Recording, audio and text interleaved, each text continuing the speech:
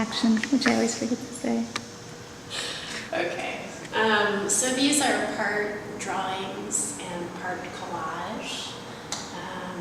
They're all about 14 by 17 inches. And I use charcoal and pencil, found paper, pastels, very dusty materials go into the making of these. And I don't plan them out in advance. I just sort of start in an area and they evolve very organically. Usually I'll collage a little bit of paper and then I'll start drawing in pencil to kind of blend in with the collage. And they just sort of bloom out of whatever area I've started in. So the interest behind these drawings is that I'm from Buffalo, New York, and I've been living in Pittsburgh for 7 years. And I'm really interested in this idea of the Rust Belt city and what that sort of aesthetic is in Rust Belt cities. Lots of green elevators in Buffalo where I grew up that dot the landscape and the waterfront, and there's this sort of vibe or feeling in the air about the old meeting the new and what that sort of gritty, dirty, old feeling is. And that's really part of what I was trying to capture in making these.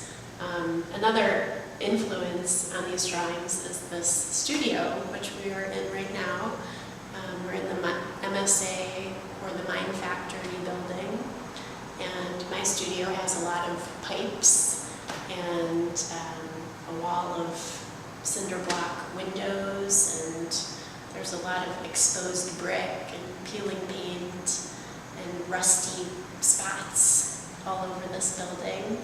So I'm kind of feeding all of that into these drawings and thinking about my time in Buffalo and kind of wandering around the landscape there and wondering what the future holds. Do you think that these are more like reality and those are more like dream, or? No, actually, these seem more like almost like maps to me, and they seem very open-ended. They're not making a critical statement. They're just trying to get at that aesthetic feeling, whatever that is. That point of metamorphosis. That the Rust Belt kind of encapsulates, where you have these old industrial landmarks and they're ready to become something new, yet they're kind of abandoned and just standing there waiting. I think that's a really interesting conundrum to have.